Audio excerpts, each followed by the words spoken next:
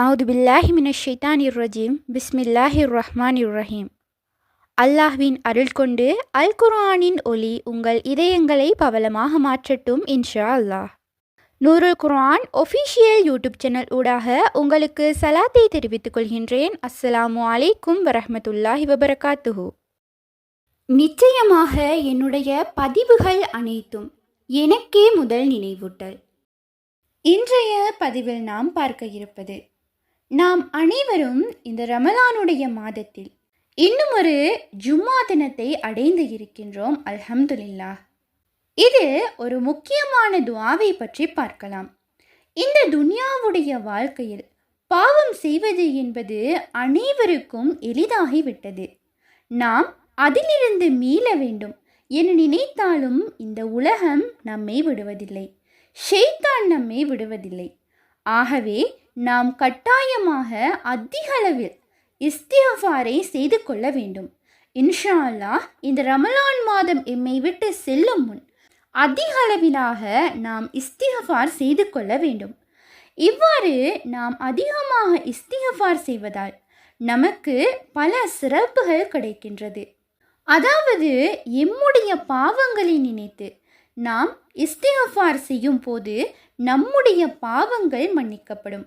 எம்முடைய மனதில் இருக்கும் கவலை, கஷ்டம், துக்கம் நீங்கும். மேலும் எமக்கு ஏற்படும் சிக்கல்களின் போது ஒவ்வொரு சிக்கலுக்கும் வழிகாட்டப்படும். மேலும் நாம் எதிர்பாராத இடங்களில் இருந்தெல்லாம் அல்லாஹ் நமக்கு ரிஸ்கை வழங்குவான். மேலும் நாம் அனைவரும் விரும்புவது நிம்மதியான ஒரு வாழ்க்கையைத்தான். இவ்வாறு நாம் அதிகமாக இஸ்திக்ஃபார் செய்வதன் மூலம் நமக்கு உள்ளத்தில் நிம்மதி ஏற்படும். எனவே இன்ஷா அல்லாஹ் இஸ்திக்ஃபாரை அதிகப்படுத்தி கொள்ளுங்கள். இன்ஷா அல்லாஹ் இந்த ரமலானுடைய மாதத்தில் அதிகமாக பாவ மன்னிப்பு தேடி எம்மை சாலிகானவர்களாக இந்த ரமலானை விட்டு பிரியும் முன் எம்மை நாம் மாற்றிக்கொள்ள வேண்டும். ஆகவே இன்றைய பதிவிலும் அவ்வாறான ஒரு இஸ்திக்ஃபாரை பற்றி பார்க்க இருக்கின்றோம். இந்த இஸ்திக்ஃபார் துஆ திர்மிதி ஹதீஸ் கிரந்தத்தில் பதியப்பட்டுள்ள ஒரு ஹதீஸ்.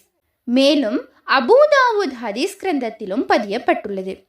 நபி ஸல்லல்லாஹு அலைஹி வஸல்லம் அவர்கள் கூறினார்கள், அஸ்தாஃபிருல்லாஹ் அல்லஸீ லா இலாஹ இல்லா ஹுவல் ஹய்யுல் கய்யூம் வஅதூபு இலைஹி என்று கூறுகிறாரோ அவர் போர்க்களத்திலிருந்து ஓடி வந்திருந்தாலும் அல்லாஹ் அவரை மன்னிப்பான் என்று கூறியுள்ளார்கள். ஆகவே பல்வேறான பாவங்களில் நாம் ஈடுபட்டு வருகின்றோம். இன்ஷா அல்லாஹ் இந்த திக்ரை வாழ்க்கையில் கூறிக்கொண்டே இருங்கள். இந்த துஆவினுடைய பொருள் என்னவென்றால், வணக்கத்துக்குரியவன் அல்லாஹ்வை தவிர வேறு யாருமில்லை. அவன் என்றென்றும் உயிருடன் இருப்பவன், அனைத்தையும் நிர்வகிப்பவன். மேலும் அவனிடமே நான் பாவ மன்னிப்பு கேட்கின்றேன். மேலும் அவன் பக்கமே மீளுகின்றேன். அல்ஹம்துலில்லாஹ். எவ்வளவு அழகான இஸ்திக்ஃபார் என்று பாருங்கள். இன்ஷா அல்லாஹ் இந்த துஆவை ஓதுவதற்கு எண்ணிக்கை என்பது கட்டாயம் கிடையாது. எண்ணிக்கை வேண்டுமென்றால் குறைந்தது 10 முறை ஓதிக்கொள்ளலாம், அல்லது 100 முறை ஓதிக்கொள்ளலாம், அல்லது 33 முறை ஓதிக்கொள்ளலாம். இதனை எப்போது வேண்டுமானாலும் எந்த நேரத்தில் வேண்டுமானாலும் ஓதிக்கொள்ளலாம். ஆனால் சில சிறப்பான நேரங்கள் இருக்கின்றது. அந்த நேரத்தில் இந்த துஆவை ஓதுவது என்பது இன்னும் சிறப்பானதாக அமையும். உதாரணமாக ஃபஜ்ர் தொழுகைக்கு பிறகு, இஷா தொழுகைக்கு பிறகு, தஹஜ்ஜுடைய நேரம், இது மிக மிக சிறப்பு வாய்ந்த நேரமாகும். மேலும் கவலை, பயம் என்பன ஏற்பட்டால் உடனே இந்த துஆவினை ஓதலாம். இன்னும் நாம் செய்த பாவத்தை நினைத்து பாவ உணர்வுகள் ஏற்படும் போதும் உடனே இந்த துஆவை ஓதிக்கொள்ளலாம். மேலும் வெள்ளிக்கிழமை என்பது துஆக்கள் கபூலாக கூடிய ஒரு நாளாக காணப்படுகின்றது. அதாவது நபி ஸல்லல்லாஹு அலைஹி வஸல்லம் அவர்கள் கூறினார்கள், வெள்ளிக்கிழமையில் ஒரு நேரம் இருக்கின்றது. அந்த நேரத்தில் நாம் என்ன துஆ செய்தாலும் அது ஏற்கப்படும். ஆகவே என்னுடைய துஆ கபூலாக வேண்டுமென்றால் துஆக்களுக்கு முன்னும் ஓதிக்கொள்ளலாம். வுளு இல்லாமல் இதை ஓதலாம். ஆனால் வுளு செய்து ஓதினால் இன்னும் பலன் அதிகமாக இருக்கும். இதனை மாதவிடாய் காலத்திலும் ஓதலாம். இதை ஓதும் போது அமைதியான இடத்தில் அமர்ந்து மனதார நம்முடைய பாவங்களை நினைத்து நம்பிக்கையுடன் ஓத வேண்டும். அதன் பிறகு நம்முடைய தேவைகளினை துஆக்களாக கேட்கலாம். இன்ஷா அல்லாஹ் நம்முடைய துஆக்களினை அல்லாஹ் மின்னல் வேகத்தில் கபூல் செய்து தருவான். இன்ஷா அல்லாஹ் இந்த புனிதமான ரமலான் மாதத்தில் அதிகமாக இஸ்திகஃபார் செய்து, மேலும் இந்த புனிதமான ஜும்மாவுடைய தினத்தில் அதிகமாக இஸ்திகஃபார் செய்து நம்முடைய பாவங்களினை போக்கி சாலிகானவர்களாக மாற வல்ல அல்லாஹ் நம் அனைவருக்கும் நற்கிருபை செய்வானாக. ஆமீன்.